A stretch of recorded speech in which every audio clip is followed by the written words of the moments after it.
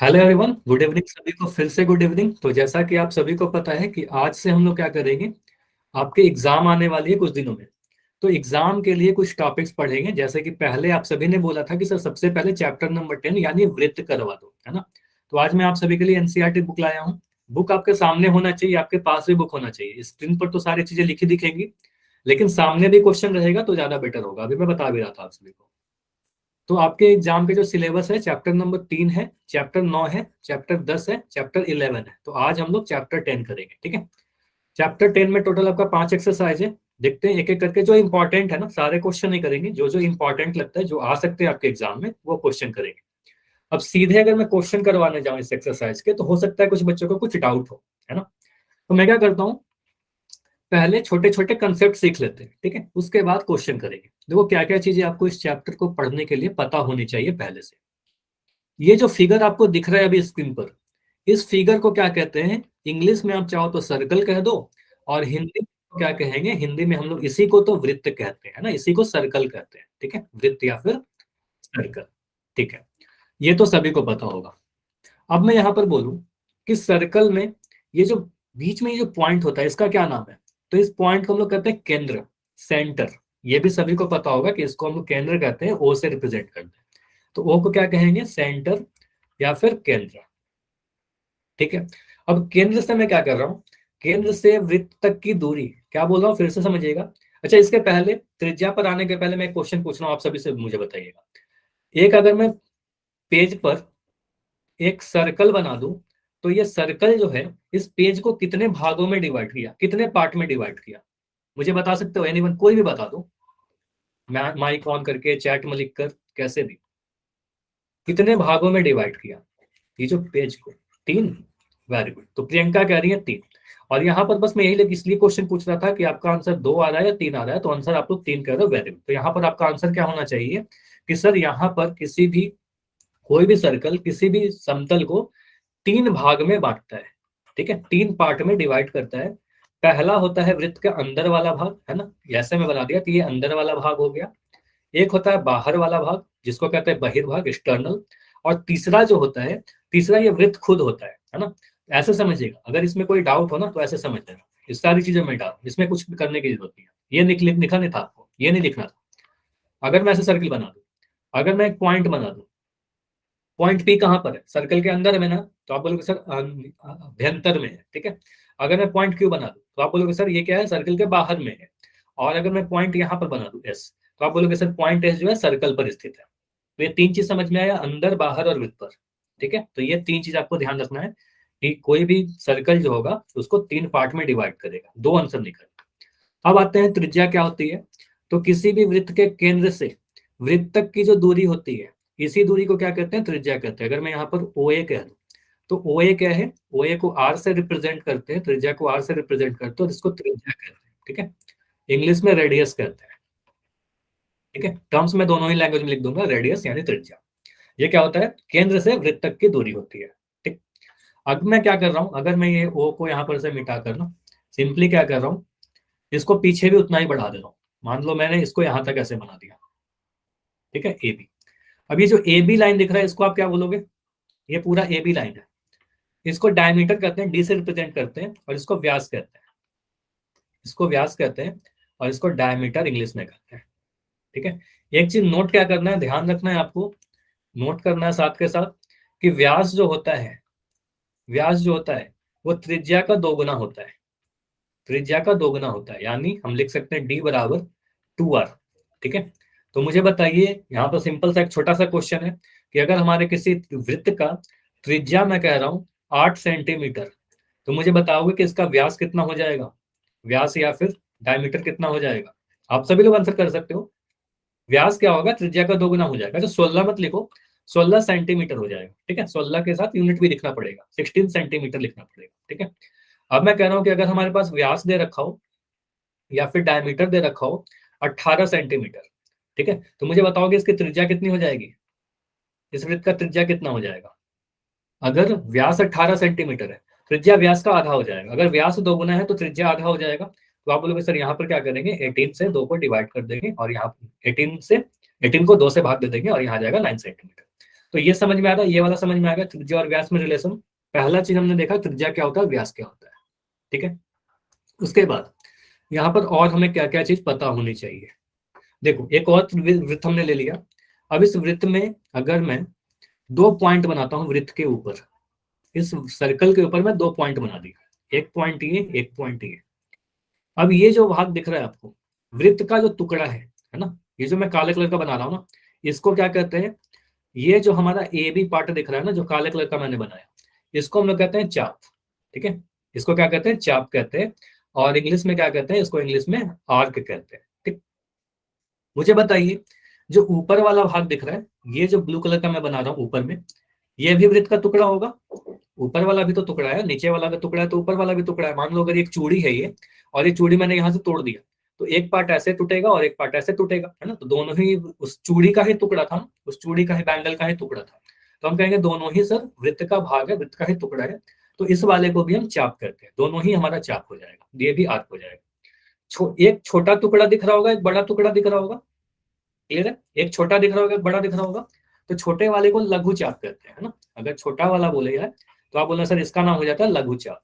और अगर बड़े वाला का नाम पूछा जाए तो आप इसको बोलोगे सर ये हमारा दीर्घ चाप हो जाएगा, ठीक है। इंग्लिश में कहते हैं मेजर आर्क और माइनर आर्क। इंग्लिश मीडियम के कोई बच्चे नहीं हो मोस्टली, तो मैं हिंदी में ही लिख दे रहा हूँ, ठीक है। लिख भी दो चलो, क्योंकि नाम तो इंपॉर्टेंट है। मेजर आर्क, आर्क लिख देना, और यहाँ पर लिख दूंगा माइनर आर्क। ये समझ में आ गया सभी को कि आर्क क्या होता है, चाप क्या होता है, ठीक है। ये क्लियर है कि आर्क क्या होता है।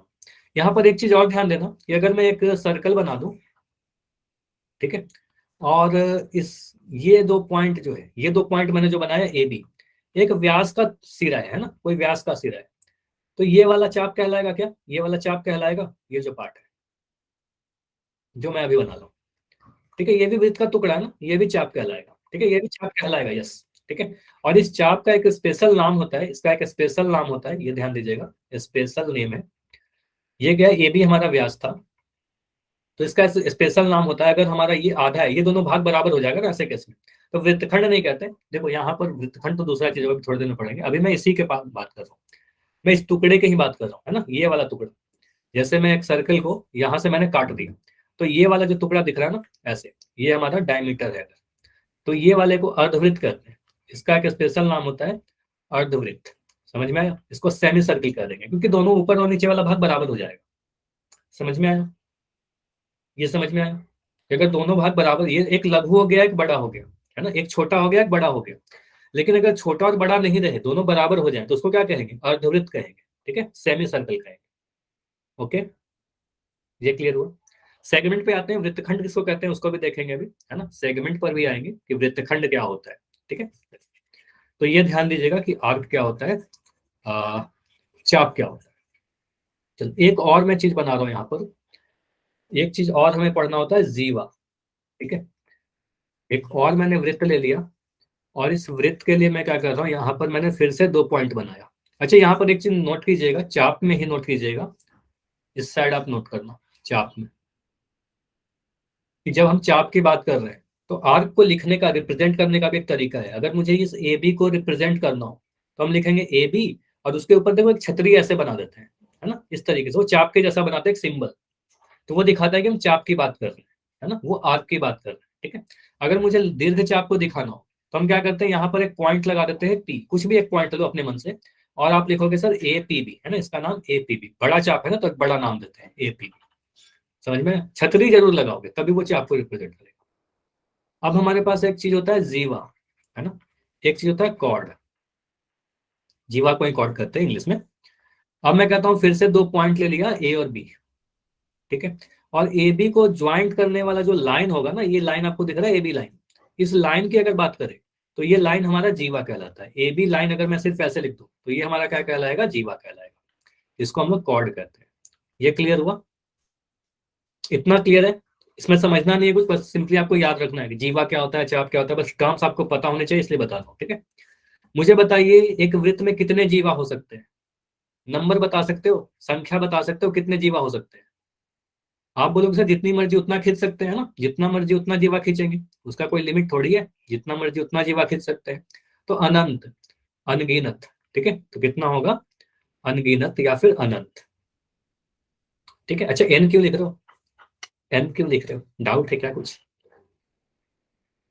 संख्या अनंत होगा, अनगिनत होगा। ठीक है, जीवा में। हाँ, क्या डाउट है बताइए, अगर डाउट है तो बताइए। माइक कॉल करके पूछ लो, कोई भी अगर डाउट है तो, नहीं तो फिर आगे बढ़ेंगे। ठीक है, जीवा क्या होगा? अनगिनत होगा। ठीक है, कभी भी डाउट हो तो पूछने के लिए आपको वेट नहीं करना, जल्दी से आप पूछ लो, कभी मना नहीं किया जाएगा। ठीक है, तो जीवा क्या होगा? अनगिनत होगा, अनंत होगा।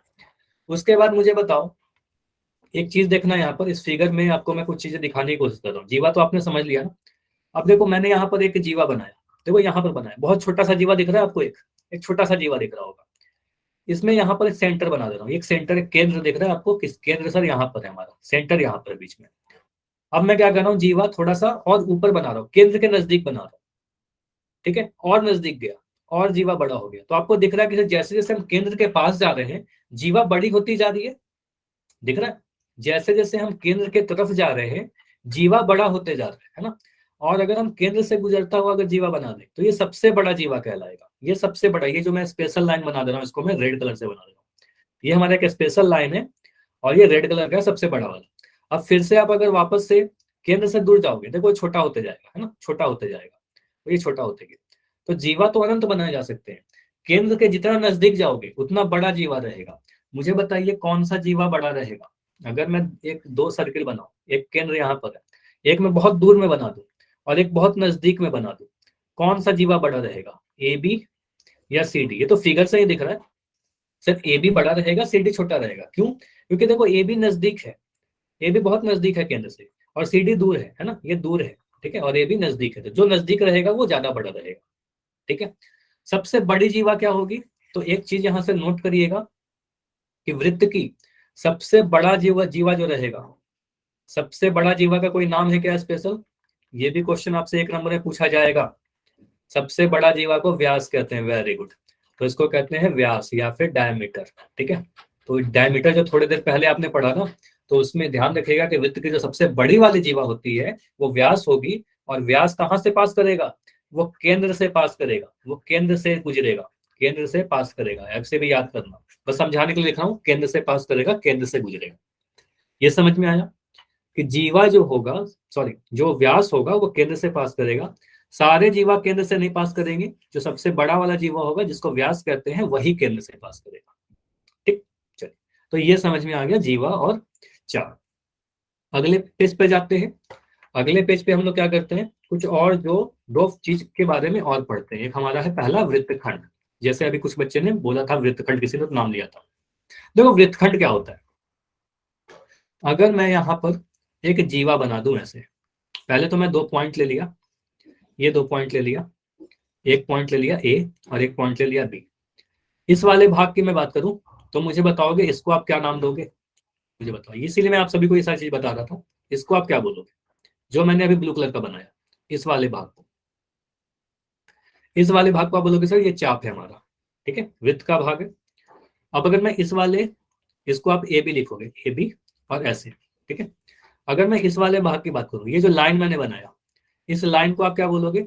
इस लाइन को कहेंगे सर ये हमारा जीवा है ना, ये हमारा जीवा है। ठीक, अब मैं इस वाले भाग की मैं कह रहा हूं कि अगर हमारा कुछ ऐसा सर्किल है, इसको मैंने यहां से कट कर दिया, तो एक पार्ट हमारा कुछ ऐसा दिखेगा। अब वृत्त का कुछ टुकड़ा, लेकिन ऐसा वाला टुकड़ा, है ना, मान लो कोई जमीन का टुकड़ा है ऐसा वृत्त में। ठीक है, ऐसा कुछ। तो ये वाला जो भाग है, ये जो भाग कहलाएगा नीचे वाला, इसको हम लोग एक स्पेशल नाम देते हैं। ये होता है हमारा वृत्तखंड। इसको क्या कहते हैं? वृत्तखंड। समझ में आया? इसको कहते हैं सेगमेंट। ठीक है, नोट कर लीजिए, वृत्तखंड इसे कहते हैं। तो वृत्तखंड में आपको ध्यान रखना है कि वृत्तखंड क्या क्या चीज से मिलकर बना होगा। तो आप बोलना सर एक जीवा प्लस एक चाप से मिलकर बना होगा। एक जीवा और एक चाप से मिलकर बना होगा। ठीक है, यहाँ पर मैं इसको मिटाकर भी समझा दे रहा हूँ। मान लो आप जब भी आपको मन में क्वेश्चन पूछे जाए ना, आपसे कई बार गलती कर देते हो आप लोग, एक वृत्तखंड के बारे में पूछ लिया जाए, आप वृत्तखंड का फिगर ऐसे बना दो, आपको दिख रहा है सर ये क्या है, ये जीवा है, ये क्या है, ये हमारा चाप है। तो जीवा और चाप से मिलकर बने हुए भाग को क्या कहेंगे? उसको वृत्तखंड कह देंगे। समझ में आ गया सभी को? इतना क्लियर हो गया? अब मुझे बता दो कि ये वाला जो भाग आपको दिख रहा है, इस वाले भाग की अगर मैं बात करूं, ये जो ऊपर वाला भाग दिख रहा है इसको वृत्तखंड कहेंगे या नहीं कहेंगे? इस वाले भाग को वृत्तखंड कहेंगे कि नहीं कहेंगे? आप बोलो सर ये वाला जो भाग है ये कैसा भाग है? इस वाले को भी हम लोग कह सकते हैं वृत्तखंड, क्योंकि ये हमें क्या दिख रहा है, ये हमें जीवा दिख रहा है नीचे में, और ऊपर में क्या दिख रहा है, चाप दिख रहा है, दीर्घ चाप। ठीक है, तो आप बोलोगे सर यह भी वृत्तखंड कहलाएगा, है ना, तो यह भी वृत्तखंड कहलाएगा, है ना, तो यह भी वृत्तखंड है और नीचे वाला भी वृत्तखंड है। तो हमने क्या समझा यहाँ पर? लेकिन यहाँ पर दिख रहा है कि एक छोटा है एक बड़ा है, ये दिख रहा है ना, एक छोटा वृत्तखंड एक बड़ा वृत्तखंड है कि नहीं? तो यहाँ पर हम कह सकते हैं, अगले पेज पे बता रहा हूँ, है ना, अगले पेज पे बता रहा हूँ, अगर हमारे पास कुछ ऐसा सर्किल है, मैंने एक सर्किल को मैं थोड़ा बड़ा कर दे रहा हूँ, ठीक है, अभी क्लियर दिखेगा, समझिएगा। मैंने क्या किया, यहाँ पर एक ऐसे जीवा बना दिया, एक वृत्तखंड हमें दिख रहा है ये वाला, एक वृत्तखंड हमें दिख रहा है नीचे में, ठीक है, एक वृत्तखंड दिख रहा है हमें ऊपर में ये वाला, एक छोटा है एक बड़ा है, एक छोटा है एक बड़ा है। तो जो बड़ा है उसका नाम दे देंगे दीर्घ वृत्तखंड, इसका नाम दे देंगे दीर्घ वृत्तखंड। जो छोटा है इसका नाम दे देंगे लघु वृत्तखंड। समझ में आ गया इतना? नाम मेजर, जैसा मेजर माइनर आपको पता था, मेजर, सेगमेंट एंड ये क्या हो जाएगा, माइनर सेगमेंट। ठीक है, मेजर एंड माइनर सेगमेंट, बस इतना ध्यान रखना। ठीक, एक चीज और क्या ध्यान रखोगे कि सेगमेंट जो है, जो वृत्तखंड किस चीज से मिलकर बना होता है, एक जीवा प्लस एक चाप से मिलकर बने हुए भाग को वृत्तखंड कहते हैं। कभी भी अगर आप भूल, याद नहीं करना, मैं नहीं बोल रहा कि आप याद ही कर लो, कुछ भी याद मत करो, समझ लो ना, फिगर अपने दिमाग में बैठा लो। जैसे मुझे बताओ, अगर मैं कहता हूं कि एप्पल, आपके सभी के दिमाग में एक एप्पल बन गया होगा, एक फोटो लाल लाल करके एक फल होता है जिसको हम लोग खाते हैं, उसका स्वाद भी आपको याद आ गया होगा। आया कि नहीं याद आया? याद आया ना? जैसे ही मैंने बोला एप्पल, आपके दिमाग में एक एप्पल बन जाता होगा फोटो। ठीक है, जैसे ही मैंने बोला त्रिभुज, आप में से हर एक बच्चे दिमाग में बना लिया होगा कि सर त्रिभुज क्या होता है, एक ऐसा फिगर होता है, त्रिभुज इसी को कहते हैं। ठीक है, तो जैसे ही मैं बोलूं वृत्तखंड, अपने दिमाग में बना लो ना ऐसा फिगर, ये वाला फिगर आ जाना चाहिए। अब आपको दिख जाएगा कि सर ये क्या है, हमारा जीवा कहलाता है वृत्त, ये वाला टुकड़ा, और ये हमारा चाप है। ठीक है, तो यार कभी गलती नहीं करोगे। ठीक है, चलो अब देखो अगला जो टॉपिक है हमारा, मतलब अगला जो टर्म्स हमें पता है होना चाहिए, हालांकि इसका बहुत ज्यादा यूज नहीं करेंगे, हाँ इसका बहुत ज्यादा यूज आपके क्लास 10th में आता है, लेकिन फिर भी क्वेश्चन पूछा जा सकता है। ठीक है, क्वेश्चन बिल्कुल पूछा जा सकता है यहाँ से। ये केंद्र है हमारा, मुझे बताओ इस लाइन को आप क्या बोलोगे, इस लाइन को आप बताओ, अगर मैं ओ ए बना दूं तो इसको क्या बोलते हैं, त्रिज्या। हाँ वेरी गुड, तो इसको रेडियस कहते हैं। एक और मैं त्रिज्या बना दूं तो ये हमारा त्रिज्या कहलाएगा। अब ये वाला जो भाग दिख रहा है ना आपको, ये टुकड़ा, ये भी वृत्त का ही टुकड़ा है, लेकिन ये जो टुकड़ा है दो त्रिज्या, ये जो टुकड़ा है ये बोलोगे सर ये त्रिज्या, त्रिज्या और नीचे में चाप दिख रहा है, नीचे वाला चाप है हमारा, ये वाला मैंने बी बना दिया यहाँ पे। तो ये चाप है, तो हम कहते हैं सर इस वाले को क्या कहते हैं, इस वाले का नाम कहते हैं ये हमारा त्रिज्य खंड है, इसको क्या कहेंगे, त्रिज्य खंड है, और इंग्लिश में इसको कहते हैं सेक्टर। ठीक है, इसको क्या कहते हैं इंग्लिश में, इंग्लिश में हम लोग कहते हैं इसको सेक्टर। ठीक, ये सेक्टर कहलाएगा, त्रिज्य खंड कहलाएगा। त्रिज्य खंड किन दो चीजों से मिलकर बना होता है, आप बोलोगे सर दो त्रिज्या, दो त्रिज्या प्लस एक चाप। अब यहाँ पर मान लो लिख के पूछ दे दो त्रिज्या एक जीवा, तो नहीं, दो त्रिज्या एक जीवा नहीं, दो त्रिज्या एक चाप। जब भी त्रिज्यखंड बोले आपका फिगर बनना चाहिए ऐसा। पिज्जा कितने बच्चों ने खाया है, पिज्जा सभी ने खाया ना, डोमिनोज का। ठीक है, तो आप बोलोगे सर ये पिज्जा है हमारा, है ना, तो ये जो पिज्जा का शेप होता है यही होता है हमारा सेक्टर। ठीक है, अब यहाँ पर क्या दिखता है, दो त्रिज्या और एक चाप, है ना, ये चाप हो गया, दो त्रिज्या हो गया। तो जब भी त्रिज्यखंड पूछा जाए बोला सर दो त्रिज्या और एक चाप से मिलकर बना हुआ भाग को त्रिज्यखंड कहेंगे, उसको सेक्टर कहेंगे। क्लियर हो गया इतना? त्रिज्यखंड क्या होता है, सेक्टर क्या होता है, दो त्रिज्या और एक चाप से मिलकर बना हुआ भाग। ठीक है, सिंपली। अब मुझे बताओ अगर मैं इस वाले भाग की बात करूं, इस वाले पोर्शन की बताऊं, ये वाला जो पोर्शन आपको अभी दिख रहा है जो मैं सेट कर रहा हूँ हरे वाला, ये हमारा त्रिज्यखंड कहलाएगा क्या? ऐसा जो फिगर आपको दिख रहा है यह भी त्रिज्यखंड कहलाएगा क्या? यस और नो? यहाँ पर लग सकता है कि सर ये त्रिज्यखंड तो नहीं लग रहा, है ना, लेकिन है ये भी त्रिज्यखंड। देखो ये त्रिज्या, ये त्रिज्या और ये वाला चाप, है ना, तो मैंने क्या बोला, दो त्रिज्या और एक चाप से मिलकर बना होगा, है ना। तो आप बोलोगे सर अगर हम किसी वृत्त को ऐसे काट दे तो एक भाग ऐसा दिखता है ना, और एक भाग हमें कुछ ऐसा दिखता है, ठीक है। तो यह भी त्रिज्यखंड है ना, यह भी त्रिज्यखंड है, और ऊपर वाला भी त्रिज्यखंड है। फिर से वही चीज आ गया, एक छोटा एक बड़ा, है ना। तो जो बड़ा है वो दीर्घ त्रिज्यखंड, जो छोटा है वो लघु त्रिज्यखंड, है ना। तो आप बोलोगे सर इसको क्या? नाम भी उसका नाम बना चाहिए। अच्छा, किसी का माइक ऑन है, ठीक है, माइक बंद करो प्लीज। दीर्घ त्रिज्यखंड, और इसको क्या कहेंगे? इसको हम कहेंगे सर लघु त्रिज्यखंड, ठीक है, माइनर और मेजर रेस्पेक्टिवली। समझ में आ गया? त्रिज्यखंड समझ में आ गया? तो त्रिज्यखंड किससे से मिलकर बना होगा? दो त्रिज्या और एक चाप से मिलकर बना हुआ भाग को त्रिज्यखंड कहेंगे। चलिए अब क्या करते हैं, इतने से आप पहला वाला एक्सरसाइज कर सकते हो। पहला एक्सरसाइज देखते हैं, उसके बाद फिर और कुछ थ्योरम्स पढ़ लेंगे। उस थ्योरम को पढ़ के फिर अगला एक्सरसाइज पर जाएंगे। चलो, तो एक्सरसाइज चैप्टर नंबर 1 आप सभी के सामने है, बुक को देखिए सामने। क्वेश्चन आपके एग्जाम में यहीं से पूछे जाएंगे, कुछ कुछ छोटे छोटे क्वेश्चन, 1 नंबर का क्वेश्चन बनेगा। काफी इजी वाला एक्सरसाइज है ये। वृत्त का केंद्र वृत्त के कहाँ स्थित होता है? बहिर्भाग में या अभ्यंतर में? ए या बी? मुझे बताओ, ए बहिर्भाग के लिए, बी अभ्यंतर के लिए? अभ्यंतर में। अच्छा, ए मतलब अभ्यंतर, ठीक है, मैं उल्टा ही कर दिया। चलो ठीक है, अभ्यंतर के लिए, बहिर्भाग के लिए बी। ठीक है, तो आप बोलोगे सर अभ्यंतर में, है ना, तो आप बोलोगे सर अभ्यंतर में मतलब अंदर में। ठीक है, अभ्यंतर मतलब अंदर। ठीक है, दूसरा क्वेश्चन पढ़िए। एक बिंदु जिसकी वृत्त के केंद्र से दूरी त्रिज्या से अधिक हो, वृत्त के कहाँ होगा? वृत्त के कहाँ होगा? देखो, आपको ये बोला गया ना, एक वृत्त, एक सर्कल है, अब पॉइंट है यहाँ पर, ये केंद्र हो गया। अब एक ऐसा बिंदु जिसका दूरी त्रिज्या से ज्यादा हो, त्रिज्या इतना है और हमारा जो बिंदु है कुछ इतना है ना, ये डिस्टेंस जो है त्रिज्या से अधिक है, त्रिज्या से अधिक डिस्टेंस है। तो हम कहेंगे सर ये जो बिंदु पी होगा बाहर होगा, तभी त्रिज्या से अगर अधिक है डिस्टेंस तो बाहर हो जाएगा पॉइंट, है ना। तो हम कहेंगे सर बहिर्भाग में हो जाएगा, बहिर्भाग। त्रिज्या से अगर ज्यादा दूर पे होगा तो बहिर्भाग में होगा, बाहर चला जाएगा, है ना। चलो, कोई डाउट हो तो बताइएगा, माइक ऑन करके बताओगे, है ना। चलो, अगला क्वेश्चन पढ़िए।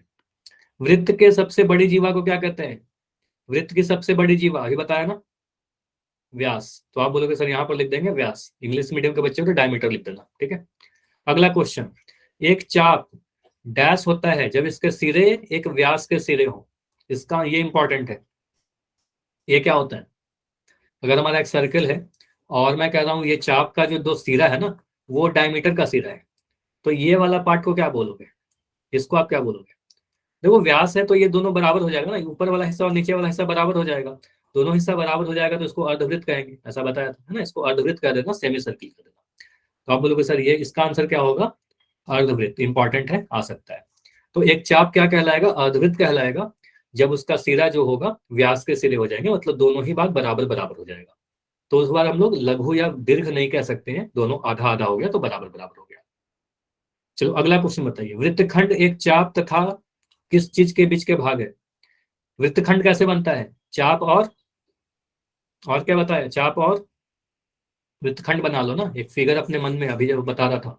वेरी गुड, जीवा। तो आप बोल रहे हो सर जो वृत्तखंड ये वाला भाग है, तो ये हमारा कहलाएगा चाप और ये हमारा कहलाएगा जीवा। तो चाप और जीवा से मिलकर बना होता है ये, ठीक है। चलो अगला बताइए।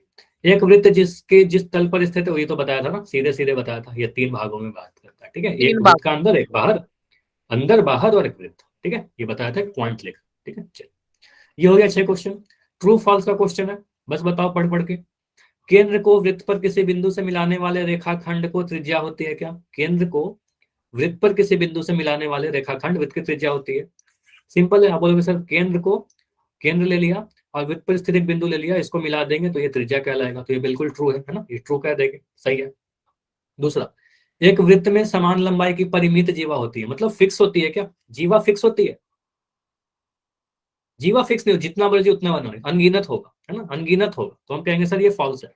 यहाँ पर परिमित बोल दिया, परिमित मतलब फिक्स हो जाए, तो फॉल्स है, फिक्स नहीं होता है, तो अनंत हो सकता है, जितना मर्जी उतना बनाते रहेंगे, ठीक है। ऐसा कुछ थोड़ी कि 100 ही जीवा होगा, 20 ही जीवा होगा, 50 जीवा होगा, जितना मर्जी उतना बनाएंगे, ठीक है। एक वृत्त को 3 बराबर चापों में बांट दिया जाए तो प्रत्येक भाग दीर्घ चाप होगा क्या?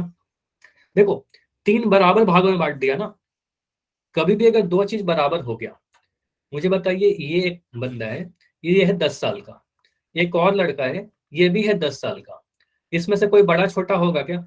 दोनों ही 10-10 साल के हैं तो कोई बड़ा छोटा नहीं होगा, है ना। कोई एक 10 साल का रहेगा, एक 12 साल का रहेगा, तब ना कहेंगे कि ये बड़ा है ये छोटा है। दोनों बराबर बराबर है तो कोई बड़ा छोटा नहीं कहलाएगा, दोनों को कहेंगे बराबर है। किसी को छोटा बोल दोगे तो गुस्सा आ जाएगा वो, है ना। तो आप क्या बोलोगे सर, यहाँ पर यदि एक वृत्त को 3 बराबर भागों में आप बांटोगे ना, तो आपको दीर्घ चाप या लघु चाप कुछ नहीं मिलेगा। आप बोलोगे सर ये फॉल्स है, ये गलत है। बराबर भागों में बांट रहे हैं, कहाँ से आपको दीर्घ या लघु मिलेगा? तीनों बराबर बराबर हो जाएगा, ठीक है। चलो, वृत्त की एक जीवा जिसकी लंबाई त्रिज्या से दोगुनी हो, वृत्त का व्यास कहलाता है। ये सही है क्या? ध्यान से सुनो, वृत्त की एक जीवा जिसकी लंबाई त्रिज्या से दोगुनी हो, वृत्त का व्यास कहलाता है। हाँ, ट्रू, वेरी गुड। तो आप बोलते हो सर, ऐसा जीवा जिसकी लंबाई त्रिज्या के दोगुनी हो जाएगी उसी को तो व्यास कहते हैं, है ना? तो आप बोलोगे सर ट्रू है, बिल्कुल सही है ना? तो व्यास क्या होता है? त्रिज्या का दोगुना होता है। और व्यास क्या है? वो जीवा ही तो है, ये टाइप ऑफ कॉर्ड है, ठीक है। एक व्यास जो है वो जीवा का ही एक प्रकार होता है, ऐसा जीवा जो वृत्त के केंद्र से पास हो, ठीक है। चलिए, एक चीज और ध्यान रखना है इसमें कि व्यास जो होगा वो कहाँ से पास करेगा? केंद्र से क्रॉस करेगा, हमेशा केंद्र से गुजरेगा, ठीक है। त्रिज्यखंड जीवा एवं संगत चाप के बीच का क्षेत्र क्या होता है? त्रिज्यखंड क्या होता है? जीवा और संगत चाप, ऐसा होता है क्या? सही है गलत है? देखो ये क्या बोल रहा है, जीवा और संगत चाप। जीवा बना दिया और एक चाप बना दिया, इस भाग को त्रिज्यखंड कहते हैं क्या? नहीं, इसको तो हम लोग वृत्तखंड कह रहे थे, त्रिज्यखंड नहीं होगा। तो आप बोलोगे नहीं सर ये फॉल्स है। तो ऐसे ही क्वेश्चन पूछे जाते हैं, कंफ्यूज नहीं होना है, ठीक है। तो त्रिज्यखंड क्या होता है? 2 त्रिज्या और एक चाप से मिलकर बनेगा, ठीक है। तो ये वाला गलत है, आप बोलोगे सर ये फॉल्स है। अगर यहाँ पर मैं वृत्तखंड लिख देता तो फिर सही हो जाता, समझ में आ रहा है? त्रिज्यखंड की जगह पर मैं वृत्तखंड लिख दूंगा तो सही हो जाएगा वो, है ना। वृत्तखंड होता है जीवा और संगत चाप से, ठीक है। वृत्त एक समतल आकृति है, बिल्कुल ट्रू। समतल आकृति ऐसा आकृति जिसको आप एक तल पर बना सको, तो एक प्लेन पर बना सकते हैं, बिल्कुल बना रहे हैं हम लोग, 1000 बार बना सकते हैं। तो आप बोलोगे सर ये एक समतल आकृति है, ये सही है, ठीक है। कौन सा समतल आकृति नहीं है? जैसा आप बॉल को समझो, स्फीयर, पृथ्वी की आकार, है ना, वो सब क्या है? समतल आकृति नहीं है, उसको सॉलिड फिगर कहते हैं, ठोस आकृति कहते हैं, ठीक। जिसको आप एक प्लेन पर लिखोगे रखोगे तो पूरा रख नहीं सकते उसको आप, उसका हवा में कुछ स्पेस लेगा, ठीक है।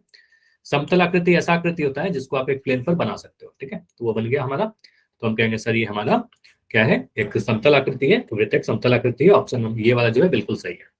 तो ये कंप्लीट होता है 10.1 एक्सरसाइज, काफी इजी था। अब अगला एक्सरसाइज पे जाने के पहले मैं कुछ कंसेप्ट आपको बता दूं जो इंपॉर्टेंट है आपके लिए। और हम लोग ट्राई करेंगे कि 10.5 जो एक्सरसाइज है आपका, वो काफी इंपॉर्टेंट है। इस एक्सरसाइज को करने के लिए जो जो आपको थ्योरम पता होने चाहिए वो मैं डिस्कस कर रहा हूँ, ठीक है। ध्यान से सीखिएगा, काफी इंपॉर्टेंट है। यहाँ पर मैंने क्या किया, एक सर्कल ले लिया, ठीक है। एक मैंने सर्कल लिया, इसको मैं थोड़ा बड़ा कर दे रहा हूँ, थोड़ा और बड़ा कर दे रहा हूँ, ठीक है। चलिए, समझिएगा क्या क्या 3-4 चीजें हैं जो आपको पता होनी चाहिए। बस 3-4 चीज अगर पढ़ लोगे तो सारे क्वेश्चन बनेंगे, कुछ भी नहीं छूटेगा। पहला जो चीज है, पहला हमें ये पता होना चाहिए कि अगर हम कोई एक यहाँ पर चाप ले लें, मान लो कोई चाप ले लिया आपने ए बी, ठीक है। या फिर चाप को या फिर जीवा बना लो, यहाँ पर मैंने एक इस तरीके से जीवा बना लिया। अब मैं इस साइड में एक एंगल बना रहा हूँ, इसको क्या कहते हैं? अगर मैं इस टाइप से बना दूं ना कोई एंगल, या इसको मैंने नाम दे दिया ए पी बी। देखो एंगल ए पी बी को क्या कहते हैं? ए पी बी को कहते हैं चाप ए बी द्वारा वृत्त पर अंतरित कोण। मैं लिख नहीं रहा हूं, ध्यान से सुनिएगा। चाप ए बी द्वारा, ये जो ए बी दिख रहा है ना चाप, इस चाप ए बी द्वारा वृत्त पर अंतरित कोण, ये लैंग्वेज समझ में आ रहा है मैं क्या बोल रहा हूं? चाप ए बी द्वारा वृत्त पर अंतरित कोण, क्योंकि पी जो है, पी जो बिंदु है वो वृत्त पर स्थित है ना। तो इसको कहते हैं चाप ए बी द्वारा वृत्त पर अंतरित कोण कहलाएगा, ठीक है।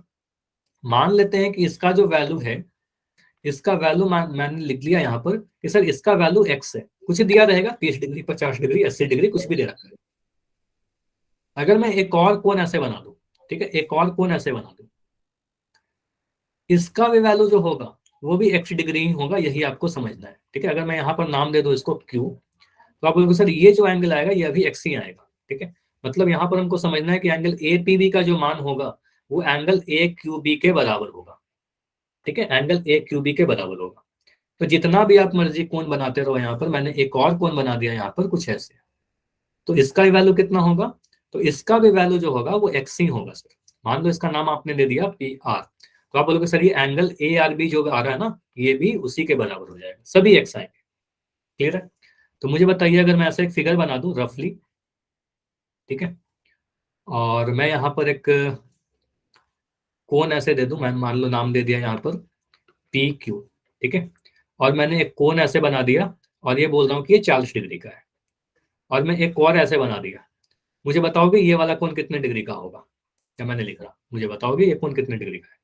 आप बोलोगे सर ये भी 40 डिग्री का होगा। तो इस साइड जितना भी कोण बनाते रहोगे ना, सारे के सारे 40 डिग्री का ही मिलेंगे। तो ये समझ में आया कि एक वृत्त का एक तरफ आप जितने भी कोण बनाओगे सारे के मान बराबर होते हैं, सभी के मान बराबर होंगे, ठीक है। चलिए, तो इसके आगे मैं बता रहा हूँ, इसके आगे डिस्कस करते हैं। ये तो हो गया हमारा पहला चीज। उसके बाद एक कंसेप्ट और है हमारे पास, पहला हमने डिस्कस कर लिया, दूसरा देखो, दूसरा कंसेप्ट क्या हमें सीखना है। चलो इसको मैं एक जगह घेर दे रहा हूँ, पहला चीज हमने यहाँ पर पढ़ा। दूसरा जो कंसेप्ट है हमारा, दूसरा आप बोलोगे सर फिर से हम क्या कर रहे हैं, एक चाप ले रहे हैं ए बी, ठीक है, एक चाप हमने लिया ए बी, ए बी, ठीक है, ये हमारा चाप। अब यहाँ पर केंद्र है आपका।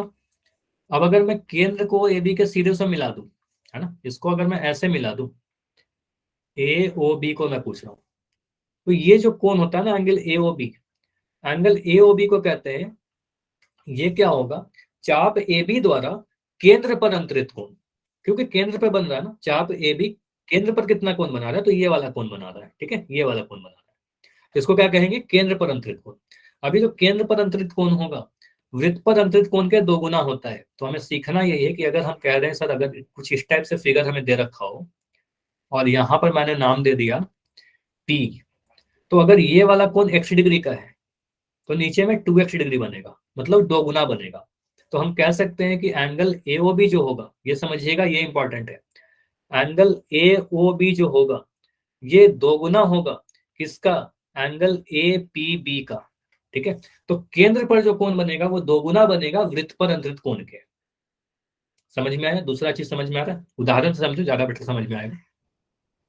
मैं कह रहा हूं यहां पर एक मैंने चाप लिया ए बी, ठीक है, एक कोण होता है चाप द्वारा केंद्र पर अंतरित, और एक कोण होता है हमारा वृत्त। चलो मैं इसको थोड़ा ना सिंपल ही कर रहा हूं, मैं यहां पर बना दे रहा हूं। अगर मैं कह रहा हूं ये वाला जो कोण है यहां पर हमें 30 डिग्री दिख रहा है, तो नीचे में कितना कोण बनेगा, ये कोण बना सकते हो, कितना बनेगा, बस सिंपली आप बोलना सर केंद्र पर 2 गुना बनेगा, तो ये 60 डिग्री बन जाएगा, ठीक है, बहुत ही सिंपल है, 2 गुना बनेगा बस। तो मुझे बताइए अगर कभी आपसे उल्टा पूछ लिया जाए तो भी कर सकते हो ना। अगर मैं मान लो ऐसा फिगर बना दूं और मैं बोलूं कि केंद्र पर जो है ये 80 डिग्री का कोण बन रहा है, तो मुझे बताओगे कि वृत्त में वृत्त पर कितना बनाएगा, ये वाला कोण कितना होगा, ये वाला कोण कितना होगा? आप बोलोगे आधा बनेगा सर, ऊपर में आधा बनेगा, तो यहाँ पर 40 डिग्री बनेगा, ठीक है। तो ये समझ में आ रहा है सभी को कि केंद्र पर 2 गुना बनेगा, ऊपर में वृत्त पर आधा बनेगा, ठीक है, यस यस यस, ठीक है। ऐसे कुछ इसको यूज करेंगे, मतलब कई बार मैं यूज करूंगा इसको, ठीक है, इसलिए बता रहा हूँ यहाँ पर, ठीक है। चलिए आगे बढ़ते हैं। तो एक तो हमने ये सीख लिया कि केंद्र पर क्या लैंग्वेज क्या लिखेंगे, किसी चाप, सुन लो, किसी चाप द्वारा केंद्र पर अंतरित कोण, केंद्र पर अंतरित कोण ये वाला है, केंद्र पर अंतरित कोण वृत्त पर अंतरित कोण का 2 गुना होता है, या फिर वृत्त पर अंतरित कोण केंद्र पर अंतरित कोण का आधा होता है, ठीक है, क्लियर है। चलिए दूसरा चीज हमने ये देख लिया। अगला जो कंसेप्ट है हमारा, अगला कंसेप्ट के लिए मैं फिर से यहाँ पर एक सर्कल बना रहा हूं, ठीक है, और यहाँ पर हमें ये सीखना है कि चक्रीय चतुर्भुज क्या होता है। एक वर्ड होता है हमारे पास साइक्लिक क्वाड्रिलेटरल, ये भी आपको पढ़ना इंपॉर्टेंट है। हिंदी में क्या कहते हैं इसको, हिंदी में कहते हैं चक्रीय चतुर्भुज। अब ये चक्रीय चतुर्भुज क्या है, ऐसा चतुर्भुज तो सभी को पता है, क्वाड्रिलेटरल क्या होता है, जो जिसकी 4 भुजाएं हो। तो एक ऐसा चतुर्भुज जिसकी चारों ही शीर्ष किसी सर्कल पर स्थित हो, तो उसको हम क्या कहेंगे, चक्रीय चतुर्भुज कह देंगे। तो ये जो आपको दिख रहा है ना चतुर्भुज, कुछ ऐसा, ठीक है, तो इसको हम क्या कहेंगे, चक्रीय चतुर्भुज कहेंगे। इसका नाम मैंने दे दिया मान लो ए बी सी डी। तो आपको दिख रहा है sir A B C D का जो वर्टेक्स है, जो चारों ही शीर्ष है, वो किसी वृत्त पर है, किसी सर्कल पर है। कैसे भी बना लो, ऐसा जरूरी नहीं कि आपको जैसे मैंने बनाया वही बनाया। अगर मैं ऐसे ही बना दूं, ये बताओ, ये जो छोटा सा आपको दिख रहा है यहाँ पे, ये चक्रीय चतुर्भुज है कि नहीं है? ये चक्रीय है कि नहीं है? यस या नो? बताओ। देखो चारों वर्टेक्स जो है वृत्त पर ही है ना, सर्कल पर है, ये भी सर्कल पर है, ये भी सर्कल पर है, ये भी सर्कल पर है, ये भी सर्कल पर है। तो सर्कल पर अगर चारों वर्टेक्स है, चारों शीर्ष है, तो आप चक्रीय चतुर्भुज कहोगे, है ना, वो साइक्लिक क्वाड्रिलेटरल हो जाएगा। क्लियर हो गया इतना, चक्रीय चतुर्भुज क्या होता है? अब ये तो हमें पता चल गया कि इससे चक्रीय चतुर्भुज किसको कहते हैं। अब इसका यूज क्या करेंगे? सवाल तो उठता है, इसका क्या यूज करेंगे अगर ऐसा पढ़ लिया तो? ठीक है, तो इसका यूज यही करेंगे, नोट कीजिएगा, जो मैं यूज करने वाला हूं आगे, कि चक्रीय चतुर्भुज में सम्मुख भुजाओं का जो योग होता है वो 180 डिग्री के बराबर होगा। कैसे भी आप बना दो, आप बोलोगे सर एंगल बी और एंगल डी को अगर हम जोड़ेंगे तो हमेशा 180 डिग्री आएगा, हमेशा। आप एंगल बी और एंगल डी को आप जोड़ोगे तो हमेशा इसका जो योग आएगा, आमने सामने वाली कोनों का जो योग आएगा वो 180 डिग्री आएगा। इसी तरीके से आप अगर ए और सी को जोड़ोगे, है ना, ए और सी को जोड़ोगे, angle A plus angle C को जोड़ोगे तो हमेशा 180 डिग्री मिलेगा। ठीक है, 180 डिग्री मिलेगा। समझ में आया ये? चक्रीय चतुर्भुज को कैसे यूज करेंगे ये समझ में आया? चक्रीय चतुर्भुज के आमने सामने की भुजाएं का योग 180 डिग्री होता है। ठीक है, और कोई भी जो जो कोनों का योग 180 डिग्री होता है तो उसको क्या कहते हैं? सप्लीमेंट्री एंगल कहते हैं, समपूरक कोण कहते हैं। ठीक है, तो ऐसा भी कह सकते हो चक्रीय चतुर्भुज के आमने सामने के कोण समपूरक होते हैं। फिल इन द ब्लैंक्स में पूछा जा सकता है, क्या बोल रहा हूँ, चक्रीय चतुर्भुज के आमने सामने के कोण या सम्मुख कोण कैसे होते हैं? समपूरक होते हैं। ऐसे भी पूछा जा सकता है, कम सप्लीमेंट्री होता है, कंप्लीमेंट्री मत कर देना, पूरक मत कह देना, पूरक में गलत हो जाएगा। सप्लीमेंट्री कहोगे तभी सही होगा, संपूरक कहोगे तभी सही होगा। तो यहाँ पर मुझे बताइए, अगर मैं क्वेश्चन ऐसे पूछ लूं आपसे, ऐसा लिख सकते हो आप लोग? अगर मैं एक फिगर ऐसे बना दूं, एक साइक्लिक क्वाड्रिलेटरल बना लेते हैं, मतलब एक चक्रीय चतुर्भुज बना लेते हैं। ठीक है, अगर मैं कह रहा हूं कि ये हमारा एक्स है, अगर मैं कह रहा हूं ये हमारा एक्स है, एक्स है, तो इस वाले को, इसके सामने कौन सा है? ए बी सी डी में मुझे, या पी क्यू आर एस में लिख दे रहा हूं, पी क्यू आर एस में मुझे बता, देख के बताओ, पी के सम्मुख कौन सा कोण है? पी के सामने कौन सा कोण है? पी के सामने कौन सा कोण है? क्यू एस या आर? आर। आप बोलोगे सर ये वाला। तो यहाँ पर सीधे सीधे बोलना सर, अगर ये एक्स है तो ये वाला कितना होगा? एक लाइन में लिखना सर, ये वाला जो कोण होगा हमारा, ये 180 डिग्री माइनस एक्स होगा। 180 में से घटा देंगे, है ना, तो आप बोलोगे सर ये वाला जो कोण आएगा 180 डिग्री माइनस एक्स होगा। अगर ये वाला कोण वाई डिग्री है तो ये वाला जो कोण होगा, ये वाला कोण हो जाएगा 180 डिग्री माइनस वाई। अब इसको समझ लो कि ऐसा मैं क्यों लिख रहा हूँ। अगर मैं एक फिगर बना दूं ऐसे, ठीक है, थोड़ा और क्लियर बना देता हूँ ताकि आपको ये सारी चीजें काम आए बाद में।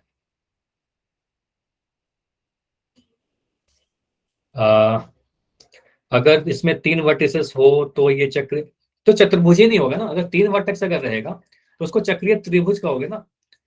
आप अगर मैं ऐसे बना दूं तो इसको चतुर्भुज बोलेंगे क्या? ये त्रिभुज हो गया ना, इसको तो त्रिभुज बोलेंगे, चतुर्भुज ही नहीं बोलेंगे ना फिर। और अगर ऐसा आप इमेजिन कर रहे हो कि मान लो 3 ही भुजा, मान लो 3 वर्टेक्स सर्कल पे है और एक नहीं है, मान लो अगर ऐसा बना दिया, मैं ऐसे कुछ बना दूं, तो इसको चक्रीय नहीं बोलेंगे क्योंकि चौथा नहीं है यहाँ पर। तो दो ही चीज समझा दिया कि अगर तीनों अगर वर्टेक्स पे रहेगा तो उसको तो अगर त्रिभुज बोल देंगे, चतुर्भुज बोलेंगे नहीं। अगर चौथा त्रिभुज पे नहीं रहेगा, चतुर्भुज है, तो उसको चतुर्भुज नहीं बोलेंगे। समझ में आया? क्या आपका यही डाउट था? क्लियर हो गया तो ठीक है, चलो ठीक है। तो यहाँ पर मुझे बताओ, मैं अगर बोल रहा हूँ कि ये वाला कोण 70 डिग्री का है, तो ये वाला कोण बता सकते हो? ये जो मैं सामने ये कोण हाईलाइट कर रहा हूँ, या मैं नाम दे रहा हूँ पी क्यू आर एस, मुझे एंगल आर का मान बताइए। Very good. आप बोलोगे सर क्या होगा?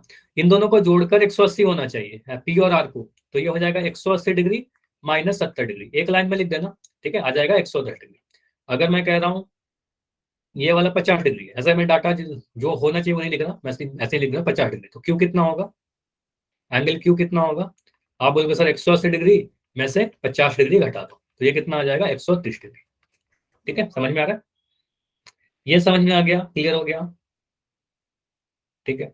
अब देखो यहां से एक चीज और हमें सीखना होगा। अगर इतना तीनों चीज आपने सीख लिया है ना, तो एक चीज और समझो, और ये वेरी इंपॉर्टेंट है।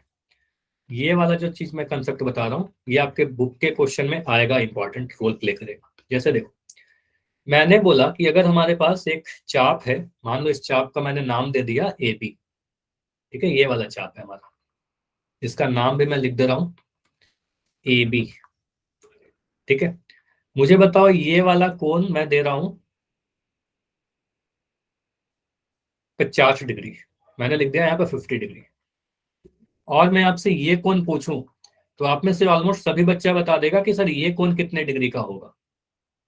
इसको मैं ऐसे बना दूं तो मुझे बताओगे ये ऊपर वाला जो कोण आपको दिख रहा है ये कितने डिग्री का होगा। तो आप में से हर एक बच्चा बता देगा सर ये एक ही तरफ बनने वाले कोण है, दोनों बराबर हो जाएंगे तो ये 50 डिग्री हो जाएगा। मैं बस आपसे ये पूछना चाह रहा हूँ, मुझे ये बताना कि मैं अगर ऐसे बना दूं, मैं यहां पर अगर ऐसे मिला दूं उल्टा इस तरफ, तो क्या ये भी 50 डिग्री होगा, यस या नो। ये वाला जो कोण दिख रहा है ये हमारा 50 डिग्री होगा, यस या नो। उसके बाद मैं बताऊंगा कि कैसे कैलकुलेट करेंगे, बस इतना बताओ कि होगा कि नहीं होगा, यस या नो। नहीं ये नहीं होगा, देखो एक ही तरफ बनने वाले होते हैं, जैसे कि अगर मैं ऐसे बना दूं ना तो इस लाइन के ऊपर में जितना भी आप मर्जी बनाते रहो, ठीक है, ये सारे के सारे बराबर होंगे, नीचे वाला नहीं होगा, नीचे वाला अलग हो जाएगा। अब अगर नीचे वाला आपसे पूछ दे कि ये कोण का वैल्यू बताइए, ये वाला कोण का मान बताओ ये कितना होगा, तो ये कैसे निकालेंगे, ये कैसे निकालेंगे। एंगल मान लो मैं यहाँ पर नाम दे दिया P, angle A P B का वैल्यू पूछा जा रहा है, ए पी बी का वैल्यू, इसको कैसे निकालेंगे। देखो अब क्या करना, आप इस फिगर को देखो ध्यान से, जो मैं भी हाईलाइट कर रहा हूँ, ये आपको दिख रहा है एक चतुर्भुज दिखा, आप सभी को एक चतुर्भुज दिखा क्या, जो मैं अभी हाईलाइट कर रहा हूँ। नाम मैं लिख दे रहा हूँ सारा, नाम मैं लिख रहा हूँ यहाँ पर ए पी बी, या मैं सी लिख दिया, चलो ठीक है सी। तो ये चतुर्भुज दिख गया। क्या ये चतुर्भुज साइक्लिक है, क्या ये चक्रीय चतुर्भुज है। बिल्कुल बोलोगे सर ये तो चारों ही भुजा, देखिए भुजा ए, सॉरी भुजा कह रहा हूँ, चारों शीर्ष भुजा, सॉरी शीर्ष पी, शीर्ष बी और शीर्ष सी, ये चारों ही एक वृत्त पर स्थित है, तो चक्रीय चतुर्भुज हो जाएगा। इसके आमने सामने के कोणों का योग कितना होगा, 180 डिग्री होगा, तो हम कह सकते हैं सर कोण पी प्लस कोण सी आमने सामने के हैं, इनका जोड़ देंगे तो 180 डिग्री आएगा।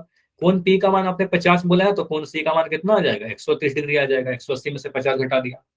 क्लियर है, ये मैंने क्या किया, 180 डिग्री में से 50 घटा दिया। समझ में आया, तो ये समझ में आ गया। तो अभी मैंने जितने भी कंसेप्ट पढ़ाए ना ये कंप्लीट करता है आपका ये 10.5 के एक्सरसाइज को करने के लिए थ्योरम्स। ठीक है, अभी बताइए सभी लोग रेडी है, क्वेश्चन करें। अब देखो इसके अलावा कुछ भी नहीं काम आएगा, इसके अलावा कुछ भी काम नहीं आएगा। देखते हैं कितना क्वेश्चन अभी कर सकते हैं हम लोग। बाकी एक्सरसाइज 10.4 अगले क्लास में करेंगे, इंपॉर्टेंट है वो भी वाला, 10.4 भी इंपॉर्टेंट है। 10.4 में कुछ क्वेश्चन इंपॉर्टेंट है जो आपके एग्जाम में आ सकते हैं। ठीक है, 10.5 ज्यादा इंपॉर्टेंट है, इसको करते हैं। देखो यहां पर बोला गया है क्वेश्चन नंबर, चलो एक एक करके सारे क्वेश्चन को डिस्कस करते हैं। मैं इस क्वेश्चन को कट कर ले रहा हूँ, और बुक तो आपके साथ पास है ही, आप सभी के पास बुक है, ठीक है।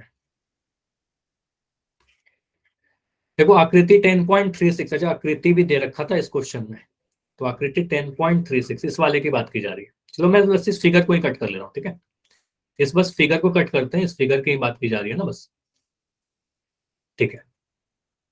तो इस फिगर को देखकर मुझे बताओ इसमें किसका वैल्यू पूछा जा रहा है, इसका वैल्यू, इसमें कहां पर किसका वैल्यू, मैं एक मिनट बुक देख ले रहा हूँ, मेरे पास बुक भी है।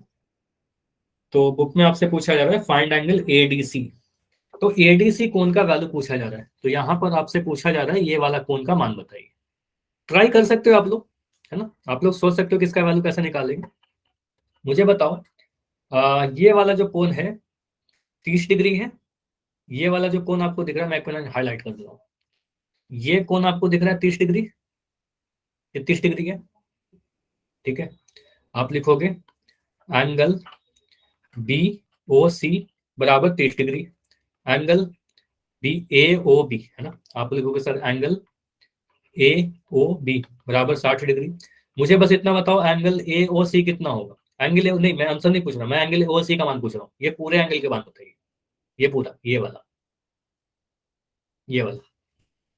आप बोलोगे सर 30 डिग्री प्लस 60 डिग्री, इन दोनों कोनों को जोड़ देंगे तो आ जाएगा 90 डिग्री आ जाएगा, angle A O C 90 degree आएगा ना, ये वाला कोण, मैं इसकी बात कर रहा था, मैं इस वाले की बात कर रहा था, यहाँ पर ये वाले की बात कर रहा था, ये वाले कोण की, तो 90 डिग्री हो गया, ठीक है, 180 डिग्री आ गया।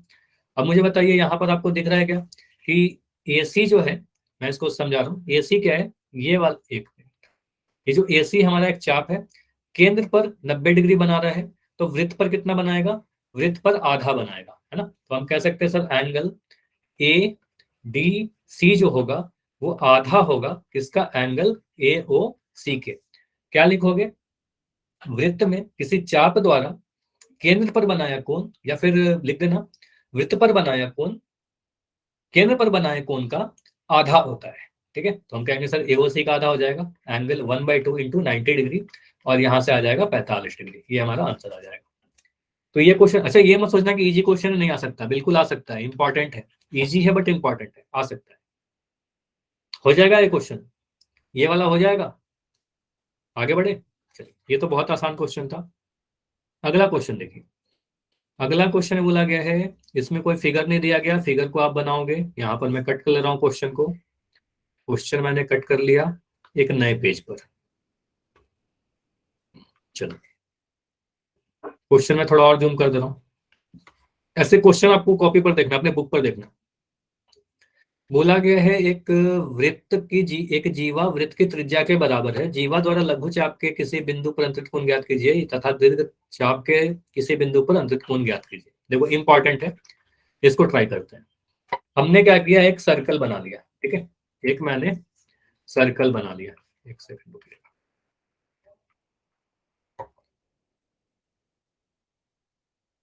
मैं सर्कल बना ही लेता हूँ, एक सेकंड।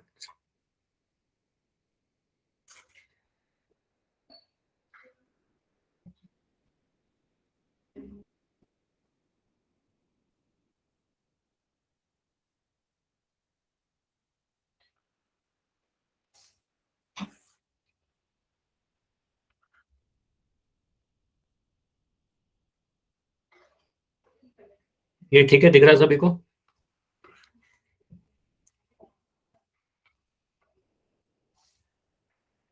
ठीक है, तो अब यहाँ पर हम लोग क्या करेंगे, क्वेश्चन में क्या क्या बोला गया है ध्यान से देखिएगा, क्वेश्चन में क्या क्या चीज बोला गया है।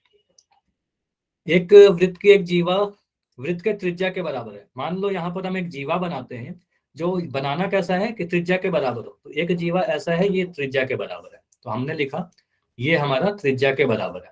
अब यहाँ पर त्रिज्या भी आप बना लो ऐसे और ऐसे, ये केंद्र से मैंने जोड़ दिया इसको, जीवा द्वारा, अब इसी जीवा, इसका नाम मैंने दे दिया AB। अब AB जो है लघु जीवा द्वारा लघु चाप के किसी बिंदु पर अंतरित कोण ज्ञात कीजिए तथा दीर्घ चाप पर अंतरित किसी बिंदु पर कोण ज्ञात कीजिए। मुझे इतना बताओ कि अगर ये त्रिभुज ओ ए बी मैंने नाम दे दिया, तो क्या ये कोण का वैल्यू आप बता सकते हो, ये कोण कितने डिग्री के होगा, ये मुझे बता सकते हो, और कितना होगा अगर पता है तो बताइए। देखो मुझे क्या दिख रहा है, ये सब त्रिज्या है, ये रेडियस है और ये रेडियस है, ये आर है, ये आर है, और मैंने ये भी बोल दिया आर है, तीनों ही बराबर है। तो हम कह सकते हैं सर यहाँ पर फिगर में हमें दिख रहा है सर OA बराबर OB बराबर AB। तो इस त्रिभुज को क्या कहेंगे, ये त्रिभुज कैसा है, एक समबाहु त्रिभुज है, बताइए, ये समबाहु त्रिभुज कहलाएगा, इक्विलेटरल ट्रायंगल कहलाएगा। और आपको याद रखना है, ध्यान रखना है कि किसी भी इक्विलेटरल ट्रायंगल के तीनों ही कोण कितने डिग्री की होती है, 60 डिग्री की होती है। तो हम कह सकते हैं सर एंगल AOB जो होगा वो 60 डिग्री का होगा, कि समबाहु त्रिभुज के तीनों ही कोण 60 डिग्री के होते हैं, तीनों भुजाएं बराबर होता है, तीनों कोण भी बराबर होता है, ठीक है, तो 60 डिग्री का हो जाएगा। तो एंगल AOB तो 60 डिग्री आ गया, लेकिन आपसे एंगल AOB नहीं पूछ रहा था, आपसे पूछ रहा था कि अगर हम एक दीर्घ चाप पर एक बिंदु बना दें, दीर्घ चाप पर एक बिंदु मैंने बना दिया यहाँ पर P, तो आप मुझे बताओ एंगल APB का मान कितना होगा, एंगल APB का मान कितना होगा। आपने बोल रखा है कि यहाँ पर सर हमें 60 डिग्री दिख रहा है, तो यहाँ पर कितना डिग्री दिखेगा, केंद्र पर 60 डिग्री बना रहा है, तो वृत्त पर कितना बनाएगा, हम कहेंगे सर एंगल APB जो होगा वो आधा हो जाएगा एंगल AOB का, एंगल AOB का, यानी 1/2 इंटू 60 डिग्री, यानी ये आ जाएगा 30 डिग्री, हमारा आंसर आ जाएगा।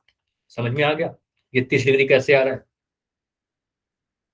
तो ये कौन सा क्वेश्चन का आंसर हुआ, दीर्घ चाप पर किसी बिंदु पर अंतरित कोण मैंने बता दिया, दीर्घ चाप पर कोई बिंदु अगर बना दिया तो उस पर कितना कोण बना, ये 30 डिग्री मैंने बता दिया कि सर ये हमारा 30 डिग्री होगा। अब लघु चाप पर एक बिंदु बनाइए, लघु चाप कौन सा है, आप लघु चाप यहाँ पर देखोगे तो सर ये वाला लघु चाप है हमारा, नीचे में छोटा सा दिख रहा है ना ये लघु चाप, इस पर एक बिंदु बना लो, इस पर एक बिंदु बना लो यहाँ पर, ठीक है, एक बिंदु मैंने बना लिया यहाँ पर।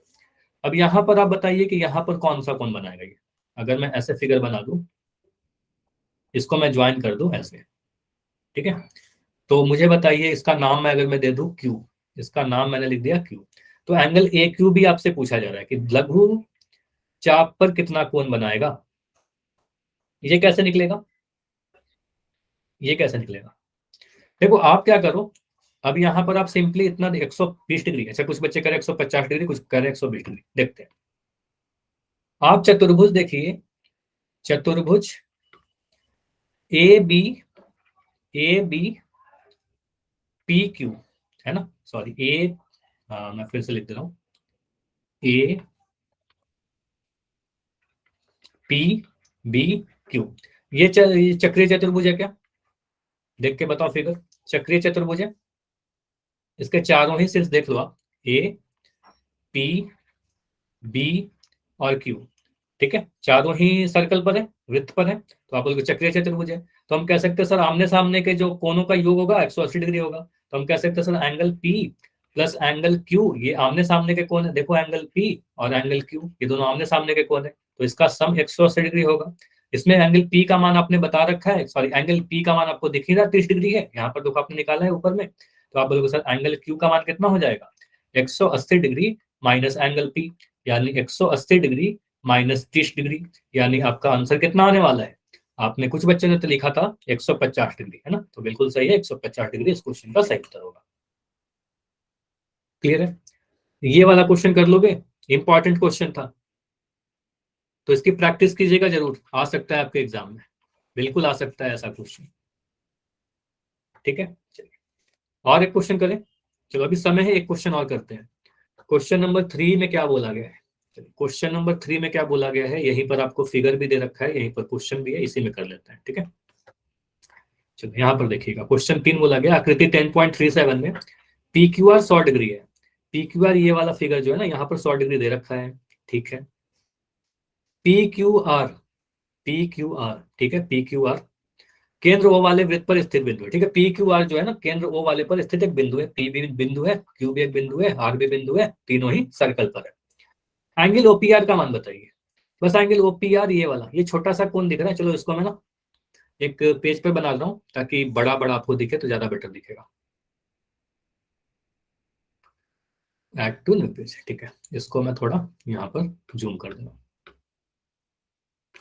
देखो आपसे बस ये वाला कोण का वैल्यू पूछा जा रहा है, ये दिख रहा है छोटा सा ये कोण, मैं यहाँ पर फिगर और बेटर बना दे रहा हूँ।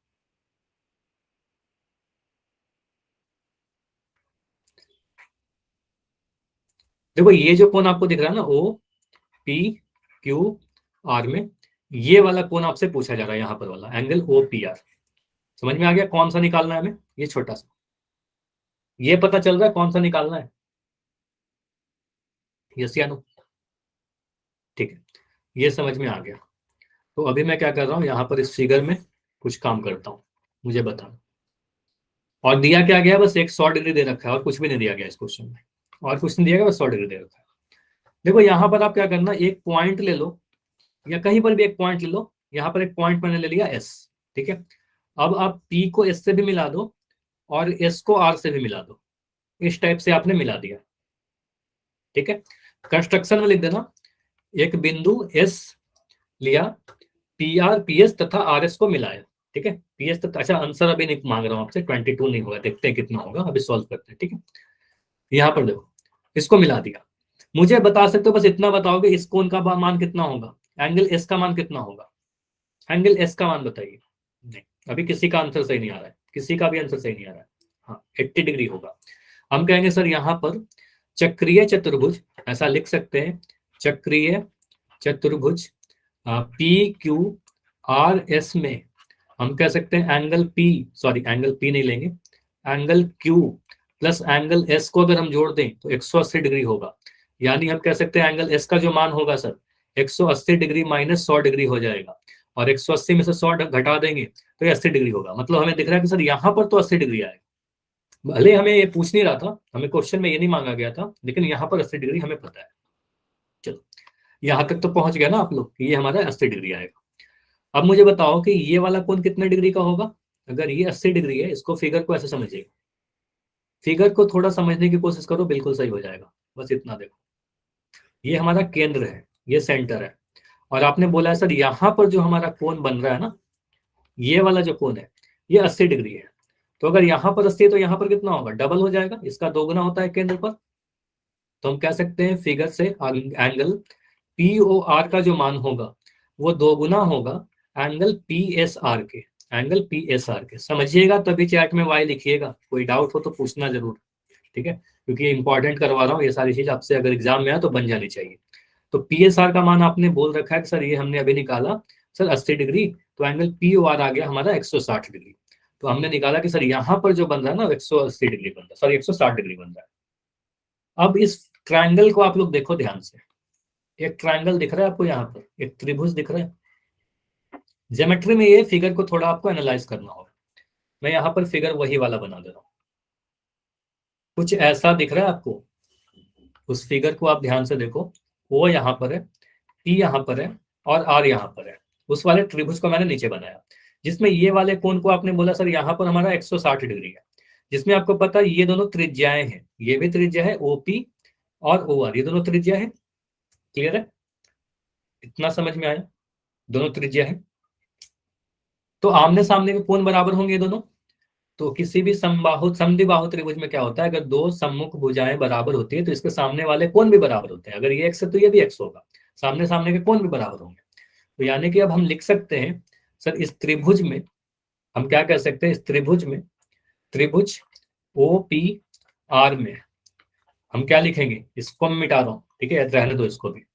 यहाँ पर हम लिख रहे हैं त्रिभुज ओ पी आर में angle O P R plus angle O R P plus angle P O R, इसका सम कितना होगा, इसका सम 180 डिग्री होगा क्या, बताइए। किसी भी त्रिभुज में तीनों ही कोणों का योग 180 डिग्री होता है, इतना क्लियर है सभी को, ठीक है, इन तीनों का योग 180 डिग्री होगा।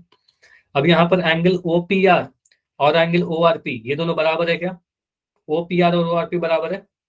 कैसे, समबाहु त्रिभुज बन रहा है ना, ये दोनों त्रिज्याएं हैं, दोनों त्रिज्या बराबर होगी तो इसके सामने वाले कोण भी बराबर होंगे। किसी भी समद्विबाहु त्रिभुज में आमने सामने जो भी समान भुजा है ना, उसके सामने वाले कोण भी बराबर हो जाते हैं। तो आप लोगों के sir angle O P R लिख दिया यहाँ पर, सॉरी इसको मैं थोड़ा सही कर रहा हूँ। आप लोगों सर यहाँ पर लिख दोगे एंगल ओ पी आर, और ओ आर पी को भी लिख दो एंगल ओ पी आर, है ना। और एंगल पी ओ आर का मान तो आपने यहाँ पर लिख रखा है 160 डिग्री, है ना। तो यहाँ पर आप लोग सर 160 डिग्री है, यहाँ पर 180 डिग्री, ठीक है। तो मुझे बताइए two angle OP OPR add हो गया, तो टू एंगल ओपीआर का वैल्यू कितना आया, 100, यहाँ पर आ जाएगा आपका 20 डिग्री। बताइए 20 कैसे लिखा, समझ सकते हो आप लोग, 180 में से 160 घटा दिया। चलो इसको मैं लिख ही दे रहा हूँ, इसको मैं लिख ही दे रहा हूँ, 180 डिग्री में से 160 घटा दिया। तो हम कह सकते हैं एंगल ओपीआर का जो मान आएगा सर ये 20 डिग्री आएगा, सॉरी टू एंगल ओपीआर का मान इतना आएगा। तो एंगल ओपीआर का मान कितना आ जाएगा, 20/2, यानी 10 डिग्री। ये समझ में आया। तो आंसर कितना आ रहा है इस क्वेश्चन का, 10 डिग्री आ रहा है। यस यार, समझ में आया ये। तो इस वाले क्वेश्चन का आंसर कितना आया कि यहाँ पर जो कोण बनेगा सर हमारा वो 10 डिग्री बनेगा, और यहाँ पर भी 10 डिग्री बन जाएगा, दोनों ही 10-10 डिग्री बन जाएगा। हालांकि हमसे बस क्या पूछा जा रहा था, क्वेश्चन को आप ध्यान से अगर पढ़िए तो यहाँ से एंगल ओपीआर पूछा जा रहा था, तो एंगल ओपीआर का मान कितना आ जाएगा, 10 डिग्री आंसर, ठीक है। इसके आगे भी कुछ क्वेश्चन है, नेक्स्ट क्लास में करते हैं, समय हो चुका है, ठीक है। कोई डाउट है तो अभी रुक कर बताइए, आज की क्लास इतना ही रखेंगे। अगले क्लास में क्या करेंगे, इसी को कंटिन्यू करेंगे। फिर आपका एक्सरसाइज नंबर 10.4 है, उसके कुछ क्वेश्चन डिस्कस करेंगे। वहां पर एक थ्योरम होता है कि केंद्र से अगर हम किसी जीवा पर डालेंगे लंब तो इसको समद्विभाजित करता है, और इस पे कुछ क्वेश्चन आपके एग्जाम में पूछे जाते हैं, ठीक है। तो इस थ्योरम पे कुछ क्वेश्चन करेंगे, फिर एक्सरसाइज 9 पे जाएंगे, ठीक है, एक्सरसाइज 9 कर लेंगे, ठीक है। कोई डाउट है तो बताइए अभी, अदरवाइज